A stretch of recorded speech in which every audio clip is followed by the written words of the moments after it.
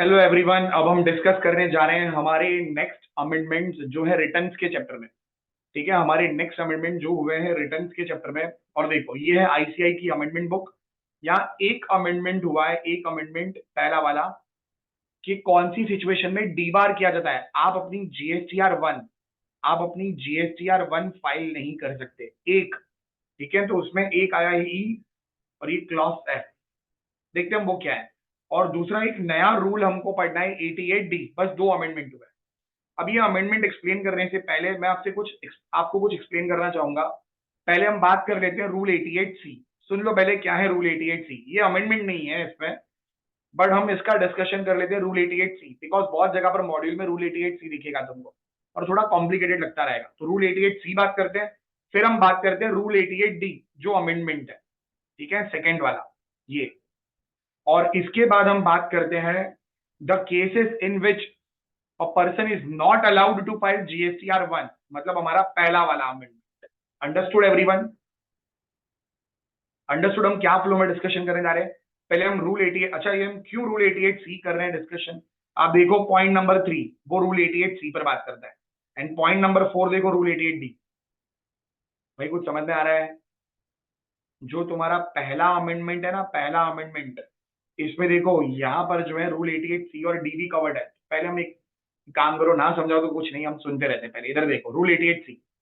तो हमारे दो रूल हम पढ़ने जा रहे हैं, मोस्ट इंपॉर्टेंट रूल। ठीक है, most important rule, rule number 88 C and rule number 88 D. अब रूल 88 डी तो पूरा नया है, पूरा न्यूली सब्स्टिट्यूटेड है, मतलब न्यूली इंसल्टेड है, नया नया इंट्रोड्यूस किया गया है। सबसे पहला वाला है हमारा रूल नंबर 88 सी। देखो इसमें क्या लिखा है। तो रूल 88 सी कब एप्लीकेबल होता है, तो ये है उसकी प्रोविजन। एप्लीकेबल होगा अगर आपने अपना सेल, अपना सप्लाई जीएसटीआर वन में ज्यादा दिखाया है एज कंपेयर टू 3B। ठीक है, आपका sale as per GSTR one is more than, बोलो, एज पर 3B। अब सेल ज्यादा है तो ऑब्वियस सी बात है टैक्स भी ज्यादा होगा। अंडरस्टूड भाई? तुम्हारा जीएसटीआर वन का supply is more then GSTR 3B का सप्लाई। मेरा पहला क्वेश्चन है अनुराग, कोई ऐसा क्यों करेगा वन में ज्यादा सेल दिखाएगा एज कंपेयर टू 3B? बोलो, कोई ऐसा क्यों करता होगा अनुराग?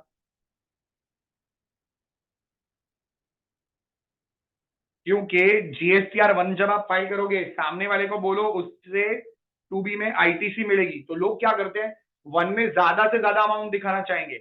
और 3B देखो वन, इसके बेसिस पर सामने वाले को आईटीसी मिलेगी, तो हम आईटीसी बांटेंगे। लेकिन जब मेरे को खुद को टैक्स पेमेंट का टाइम आएगा तो बोलो मैं टैक्स नहीं पे करना चाहूंगा। करेक्ट बोल रहा हूं मैं? तो लोग क्या करते हैं रूल 88 सी में, जीएसटीआर वन में ज्यादा सेल दिखाते हैं as compared to 3B। Understood? अब अगर आपने ऐसा किया है तो जो भी डिफरेंस है, मान लो आपने यहां सेल दिखाया था 80 लाख रुपीज और यहां दिखाया 30 लाख, तो डिफरेंस बोलो कितना है, 50 लाख रुपया ज्यादा है, डिफरेंस है। तो इंटीमेशन ऑफ पेमेंट बोलेंगे, भाई 50 लाख पर टैक्स पे कर जा। Intimation of payment of differential tax liability, 50 lakh का टैक्स अंडर रूल 88 सी आएगा। Understood everyone? आपको इंटीमेशन ऑफ पेमेंट आएगा। अब आपको जैसे ये इंटीमेशन मिलेगा, with in 7 days of receipt of such intimation, भाई पैसा भर दो और या तो फिर एक्सप्लेनेशन दो, या तो पेमेंट करो या तो एक्सप्लेन करो ऐसा डिफरेंस क्यों था। अगर आपने पैसा भी नहीं भरा और आपने एक्सप्लेनेशन नहीं करा, या तो आपने एक्सप्लेनेशन करा which is not satisfactory with in 7 days। ठीक है, बोलो उधर से मेरे को इंटीमेशन है, मुझे 7 दिन में जवाब देना है, या तो पैसा देना है या तो जवाब देना है, और जवाब भी सेटिस्फैक्ट्री देना है। अगर नहीं होता तो बोलो वो लोग मेरे से ये डिफरेंस जो था ना, वो डिफरेंस अमाउंट 50 लाख का जो भी टैक्स बनता है वो रिकवर कर सकते हैं। और इंटर लेवल के पॉइंट ऑफ व्यू से हमारे लिए इंपॉर्टेंट सेकंड वाला पॉइंट है। फर्स्ट हमारे लिए इंपॉर्टेंट नहीं है, वो फाइनल वालों के लिए इंपॉर्टेंट है। हमारे लिए सेकंड इंपॉर्टेंट पॉइंट, आपको अलाउ नहीं करेंगे जीएसटीआर वन फाइल करना for the subsequent tax period. जैसे इंटीमेशन आएगा बोलो आपका जीएसटीआर वन फाइल करना बंद हो जाएगा। कुछ समझ में आ रहा है? इसका मतलब सामने वाला ना तुमसे परचेज भी नहीं करना चाहेगा, क्योंकि तुम वन नहीं फाइल कर पाओगे तो बोलो उसको आईटीसी नहीं मिलेगी, तुमसे गुड्स क्यों खरीदे फिर वो, या सर्विस क्यों ले तुमसे। अंडरस्टूड? तुमको पूरा रूल 88 सी समझ में आया? बोलो 88 सी क्या था, तो आप वन में ज्यादा सेल दिखा रहे हो एज कंपेयर टू 3B, है ना। और ये जो डिफरेंस है इसके लिए आपको पैसा देना पड़ेगा, इंटीमेशन आएगा। जैसे इंटीमेशन रिसीव होता है 7 दिनों में पैसा दे दो, ठीक है। और अगर 7 दिनों में पैसा दे देते हो तो कुछ नहीं होगा, पैसा भी नहीं देते या फिर एक्सप्लेनेशन देना है, पैसा भी नहीं देते और एक्सप्लेनेशन नहीं देते, या तो एक्सप्लेनेशन देते हो विच इज नॉट सेटिस्फैक्ट्री, भाई एक्सप्लेनेशन दिया लेकिन नॉट सेटिस्फैक्ट्री। बोलो अगर ऐसा होता है तो फिर क्या करेंगे, तुम्हारा जीएसटीआर 1 फाइल करना बंद कर देंगे। Understood everyone. अब ऑलमोस्ट सिमिलर प्रोविजन है 88D, लेकिन 88D में डिफरेंस क्या है, उधर क्या था 88C, 1 में ज्यादा सेल दिखा रहा है एज कंपेयर टू बोलो 3B। अब यहां पर आपको कितना आईटीसी लेना चाहिए, जितना 2B में दिखता है उतना ही, जितना 2B में दिखता है उतना ही आईटीसी लेना है, लेकिन बोलो तुम ज्यादा आईटीसी ले रहे हो। ITC availed in 3B as compared to 2B, है ना। मेरी 2B में मान लो 10 लाख परचेज दिख रहा है, लेकिन जब मैं अपनी रिटर्न फाइल कर रहा था तो मैंने लिख लिया आउटवर्ड का टैक्स माइनस इनवर्ड का टैक्स। मैंने अपनी 3B फाइल करते वक्त ज्यादा सेल परचेजेस दिखा दिया। कुछ समझ में आया भाई? क्यों ऐसा कर रहा हूं, क्योंकि ये तो मेरा टैक्स पेमेंट है, ठीक है। आपको याद है सेक्शन 16(2) में कंडीशन थी, आईटीसी कितना अवेल कर सकते हो, जितना रिफ्लेक्ट हो रहा है 2B में, ज्यादा नहीं लेना चाहिए। आप तो 16(2) को भी वायलेट कर रहे हो, है ना। और आपको याद है 16 का वायलेशन तुमको डी रजिस्ट्रेशन भी करवा सकते हैं तुम्हारा, बट फिलहाल गवर्नमेंट इतनी हार्श नहीं है, गवर्नमेंट आपको डी रजिस्टर नहीं करना चाहेगी। बोलो क्या करना चाह रहे हैं लोग, आपका जीएसटीआर 1 ब्लॉक कर देंगे। देखो अगर आप 3B में ज्यादा सेल दिखा रहे हो, ठीक है, सॉरी 3B में ज्यादा आईटीसी ले रहे हो as compared to 2B, understood everyone, तो आपको इंटीमेशन आएगा पेमेंट का ऑफ एक्सेस आईटीसी। ये समझ में आया अनुराग? आपके 2B में अनुराग, ये देखो अनुराग मैं बोलता हूं अच्छे से, आपके 2B में मान लो परचेज दिख रहा है 10 लाख, तो आपको आईटीसी इंटू 18% कितना लेना चाहिए था, 1,80,000 का आईटीसी लेना चाहिए था अनुराग। लेकिन तुमने क्या करा अनुराग, आपने आईटीसी ले लिया मान लो 20 लाख रुपए का, 18%। बोलो तुमने कितना आईटीसी लिया है, 360। कितना ज्यादा लिया अनुराग, ये डिफरेंस है। कुछ समझ में आया अनुराग? आपने कितना एक्सेस आईटीसी लिया इस एग्जांपल में, एक्सेस आईटीसी बोलो।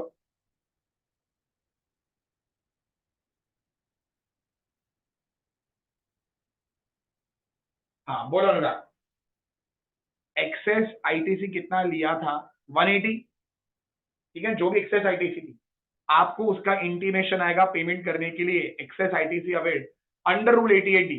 भाई रूल 88C और 88D में फर्क समझ में आता है। 88C में बोलो 1 में ज्यादा सेल दिखा रहे हो तो मतलब टैक्स भी ज्यादा आएगा, tax as per 1 is more then 3B, और यहाँ बोलो ITC as per 3B is more then 2B। अगर ऐसा है तो यहाँ पर मेरे को बोलना आपको इंटीमेशन किस बात के लिए आएगा, एक्सेस आईटीसी, और यहाँ इंटीमेशन किसके लिए आएगा, differential payment of differential tax liability. भाई दोनों इंटीमेशन में फर्क समझ में आता है, payment of differential tax liability और पेमेंट ऑफ बोलो एक्सेस आईटीसी। अब आगे की कहानी से 7 दिन का टाइम देंगे तुमको, 7 days from receipt of intimation, पे करो या तो एक्सप्लेनेशन दो, पे करो या तो एक्सप्लेनेशन दो। आप पेमेंट भी नहीं करते, एक्सप्लेनेशन भी नहीं देते, और एक्सप्लेनेशन देते हो बट नॉट सेटिस्फैक्ट्री। बोलो क्या करेंगे, तुम्हारा 1 जो है फाइलिंग ऑफ 1 रोक देंगे, और जो अमाउंट है ना इट इज रिकवरेबल और it can be demanded under section 73-74। अपने लिए ये कुछ काम करिए, इंटर लेवल पर ये काम कर। बोलो आपको रूल 88D समझ में आया? ये पूरा समरी इंटर फाइनल दोनों के बच्चों के लिए काम की है। देखो rule 88D, rule 88C, understood? कोई कंफ्यूजन रूल 88C 88D में? अब ये जो रूल 88D है, हमने हमारे रेगुलर बैचेस में इवन 88C भी नहीं करा था, इस वजह से मैंने दोनों करा दिए। अब देख लो रूल 88D हमारा खत्म हो गया, 88D तुमको क्लियर है। 88D आप चाहो तो एक बार इसको पढ़ लेना, दिख रहा है, पे amount access ITC, furniture reply नहीं देता वो रिप्लाई, रिकवरी हो सकती है 73-74 में, ठीक है। बोलो जल्दी, आपको विद इन 7 डेज एक्सप्लेन करना है रीजन या फिर पे करना है, वही सब बातें घुमा फिरा के लिखी है, मैंने उसका समरी बना दिया। तो हमारा इसी के साथ एक अमेंडमेंट खत्म हो गया। पहला अमेंडमेंट बोलो रूल 88D, सबको क्लियर है? मैं दिखा दूं, ये एक अमेंडमेंट हुआ है, ये पहले से था लेकिन मैंने फिर भी पढ़ा दिया, रूल 88C, रूल 88D, ये दो चीजें हो गई हमारी। बोलो याद रहेगी वो तुमको, अनुराग याद रहेगी वो तुमको? ये अनुराग कह रहा है सर मैं उसको भूला ही नहीं। इधर देखो बाकी सब लोग सुनो, अब हम बात करते हैं हमारा सेकेंड अमेंडमेंट। अब है रूल 15 एंड 6। भाई कुछ समझ में आ रहा है? रूल 88C हो गया, वो क्या था, वन में ज्यादा टैक्स है as compared to 3B। Rule 88D हो गया, excess ITC as compared to 2B। 3B में ज्यादा आईटीसी लिया एज कम्पेयर टू 2B। अब हम पढ़ रहे हैं रूल 59(6). बोलो ये क्या है? Person is not allowed to file GSTR1। 5 लोगों को GSTR1 नहीं फाइल करने देंगे। मैं पहले शॉर्ट में बोल दूं, ठीक है? जिसको भी ये याद करना हो, देखो ऐसे याद कर लो, मैंने ऐसे याद करा है 5 लोगों को। पहला कौन सा है? जिसे 3B फाइल नहीं करी है दोनों लोग। बोलो, किसी ने लास्ट मंथ का नहीं करा, किसी ने लास्ट क्वार्टर। ये किसके लिए है? QRMP के लिए। और ये किसके लिए? Non QRMP। बोलो ये दो रूल याद रहेंगे। अगर आपने पिछले महीने का, बोलो पिछले महीने का आपने 3B नहीं फाइल करा है, तुम्हारा 1 इस महीने का नहीं फाइल कर देंगे। Understood everyone?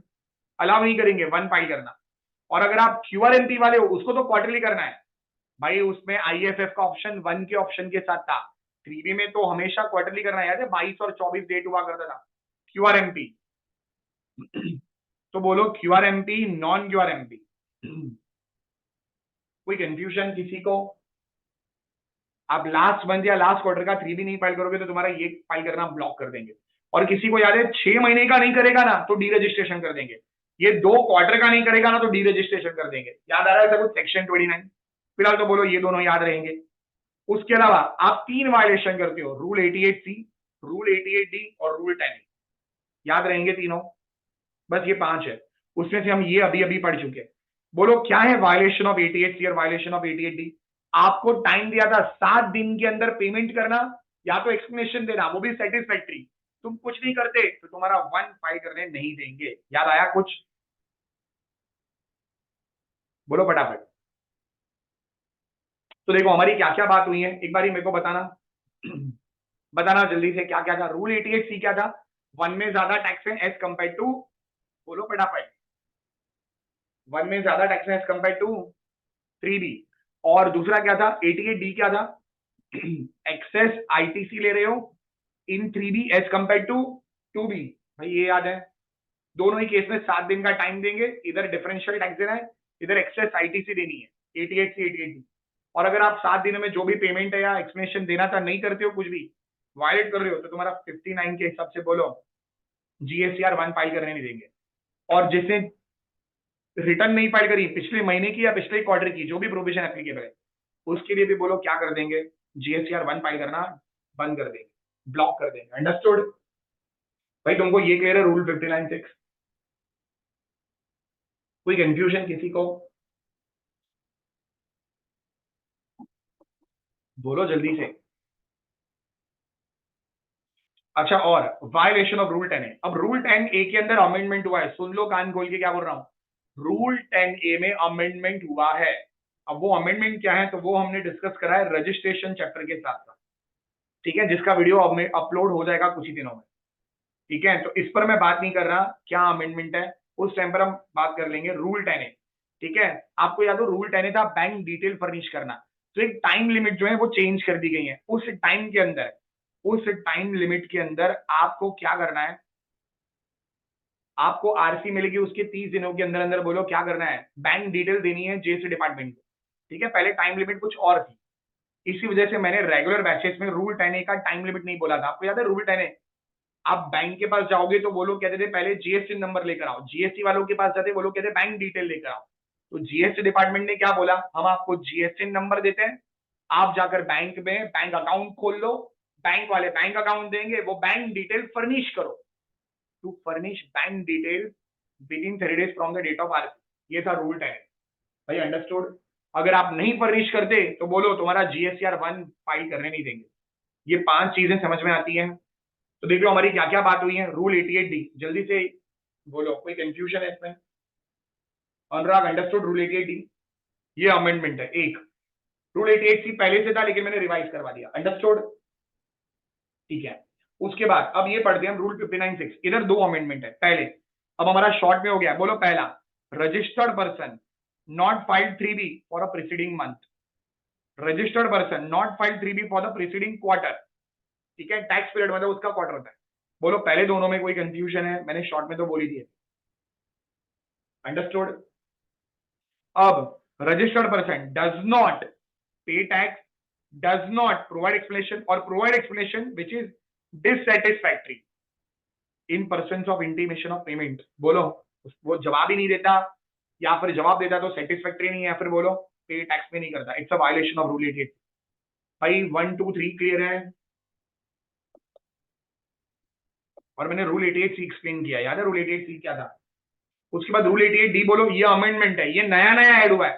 पहले इधर 3 पॉइंट थे, ठीक है, अब चौथा पॉइंट ऐड हुआ है। बोलो, registered person does not pay excess ITC, does not provide explanation और provide dissatisfactory explanation in pursuance of intimation of payment under rule 88 D, it's a violation of rule 88 D. Clear है?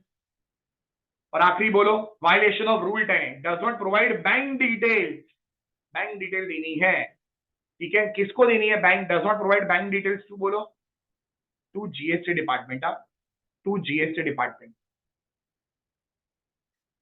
बोलो कोई confusion इसमें? तो हमारा इसी के साथ रूल 88 डी हो गया, रूल 88 सी हो गया, और ये दो अमेंडमेंट हो गए, ठीक है। तो मैं आपको अमेंडमेंट बुक दिखा देता हूं, और एक डिस्कशन कर रहे हैं, आप जाना मत, सुनो, देखो, तो मैं आपको दिखा दूं, ये है जीएसटी रिटर्न। इसमें पहला अमेंडमेंट क्या है? D board from filing GSTR 1। ये क्वेश्चन बहुत बारी आया, explain the cases in which a person is D board from filing GSTR 1। GSTR 1 file करने नहीं देंगे। 5 केस है, पहले 3 थे, अब 2 ऐड हुए। कौन से 2? तो देखो ये रहा, रूल 88 डी का वायलेशन, याद है अनुराग? अब ये सब मैं पढ़ नहीं रहा हूं। और ये देखो रूल 10A का वायलेशन, 88 डी एंड 10A, ये नया नया आया है। देखो point number 4 and point number 5, understood? ये भी अमेंडमेंट आया।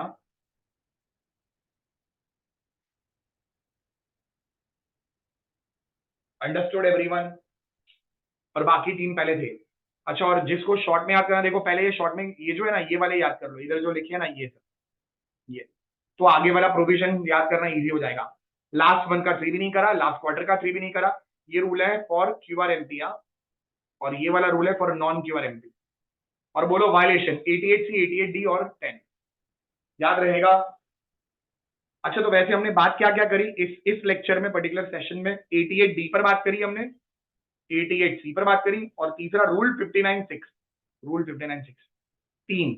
चौथा डिस्कशन, चौथा, हम फोर्थ डिस्कशन ये वाला करने जा रहे हैं। ये मैंने आपको, यहाँ कोई अमेंडमेंट नहीं हुआ है, बट मैंने आपको कभी रेगुलर बैच में कराया नहीं, ठीक है, बस ऐसे ही नहीं कराया था, कोई रीजन नहीं है इसके पीछे। ये 1-2 बारी मैंने पास पेपर में देखा इसको, देखो ये क्या पॉइंट है, तो आप पढ़ लो इसको, देखो क्या लिखा है, मेरे को बोलना प्रीवियस ईयर। अगर मैं डीटी में बोलूं, प्रीवियस ईयर का रिटर्न कब फाइल करोगे? प्रीवियस ईयर का रिटर्न असेसमेंट ईयर में, वो भी प्रिसाइसली 31 जुलाई या अक्टूबर नवंबर, जो भी डेट है ना? क्या अनुराग प्रीवियस ईयर की रिटर्न, क्या प्रीवियस ईयर की रिटर्न प्रीवियस ईयर में फाइल करनी होती है? ऐसी कोई एक्सेप्शन है? बोलो। वो सेक्शन 172, 172A, 174, याद है वो, एम्प्लॉयमेंट के लिए छोड़ के जा रहा है, बस। अब जीएसटी में भी वैसा ही है, जीएसटी में भी वैसा ही है, ठीक है। जीएसटी में बोलो रिटर्न क्या होती है, या ये क्या होता है, स्टेटमेंट क्या होता है? जीएसटीआर 1। तो मेरे को बोलो जीएसटीआर 1 किसी मंथ का कब फाइल करोगे? मंथ एंड होने के बाद अगले महीने की 11 तारीख, करेक्ट है ये? अब क्या उसी महीने में फाइल कर सकते हैं? जनरली ना, लेकिन 2 एक्सेप्शन है, पढ़ लो अनुराग, एक्सेप्शन कौन से? पहला, बोलो अनुराग, एक्सेप्शन कौन सा है? पहला जीएसटीआर 1। अच्छा, 1 की बात कर रहे हैं हम, 3B की नहीं, खाली 1 की। 1 can be filed before the end of the tax period, before the end of the tax period, मतलब उसी महीने में, इन द फॉलोइंग केसेस। पहला, अगर वो सीटीपी है, after closure of the business, अगर कैजुअल टीपी है, अगर बिजनेस क्लोज कर रहा है, तो उसी महीने में फाइल कर सकते हैं। और दूसरा बोलो, person who has applied for, बोलो, deregistration allowed after receipt of the application of the deregistration. जैसे किसी का डीरजिस्ट्रेशन एप्लीकेशन आ जाएगा, उसके बाद उसको अलाउड हो जाएगा, ठीक है। अब तुम्हारा दिमाग दौड़ेगा कि सर इधर एनआरटीपी क्यों नहीं लिखा? क्योंकि एनआरटीपी जीएसटीआर 1 ही फाइल नहीं करता, याद है आपको? ये सब टेम्परी लोग होते हैं, एनआरटीपी तो 5 फाइल करता है, 5। टीटीपी देखो, उसको बोला तू टेम्परी वाला है, ठीक है, तेरा इसी महीने में, तू 10 दिन के लिए आया था, 11वें दिन पर फाइल कर दे, चलेगा, अगले महीने की राह मत देख। अंडरस्टूड अनुराग? तो हमारा इस सेशन में क्या क्या डिस्कशन हुआ है देख लो, मैं फिर से दिखा देता हूं। एक तो ये हो गया, जिस महीने का जीएसटीआर 1 है उसी मंथ में फाइल करना। अंडरस्टूड? एक। दूसरा, आपको जीएसटीआर 1 फाइल करने नहीं देंगे 5 केस में। कौन से 5 है? समरी देख लो। 3B का डिफॉल्ट और 3 वायलेशन याद रहेंगे। और फिर हमारी बात हुई तीसरा रूल 88C, चौथा रूल 88D। बोलो अनुराग, काही कन्फ्युजन अनुराग तुम्हाला? कळलं सगळं हे सगळं? बोलो अनुराग। बस इससे ज्यादा मेरे को नहीं आता अनुराग, सुनो। अच्छा अब सुनो। अच्छा, लेट फीस में कोई अमेंडमेंट नहीं हुआ है, ठीक है? लेट फीस में कोई अमेंडमेंट नहीं हुआ है, ये लेट फीस है। आप देखना चाहो तो देख, ठीक है? ये रिटर्न की पीडीएफ है। लेट फीस में कोई अमेंडमेंट नहीं हुआ है, बट ये जो प्रोविजन है ये एप्लीकेबल है फॉर May 24। तो हमारी इस सेशन में 5 बातें हुई हैं। आई होप तुमको याद रहेगी वो अनुराग। रूल 88D, रूल 88C, फिर जीएसटीआर 1, डी बार्ड फ्रॉम। अच्छा, इसको इवन क्या पूछा जाता है एग्जाम में? Explain the cases in which a person is D board from filing. बोलो जीएसटीआर 1। याद रहेगा अनुराग? बोलो। तो हमारा क्या क्या हो गया? 88C, 88D, ये तीसरा, चौथा ये हुआ था, ठीक है? और क्या हुआ था अपना? बस था 88C, 88D, दो, फिर ये तीसरा हुआ और ये चौथा। 4 ही चीजें हुई हैं अनुराग। बोलो याद रहेगी वो तुमको? और सेक्शन 47 लेट फीस देख लो भाई, किसी को देखना है, ठीक है? बस तो ये थी हमारी रिटर्न्स के चैप्टर में अमेंडमेंट। और आपको आईसीए के मॉड्यूल में ये मिल जाएगी। देखो रिटर्न्स में एक और ये दो, पहला वाला डी बार्ड और दूसरा रूल 88D, खत्म, ठीक है? तो मिलते हैं दोस्तों नेक्स्ट वीडियोस में नेक्स्ट अमेंडमेंट्स के साथ। थैंक यू वेरी मच दोस्तों।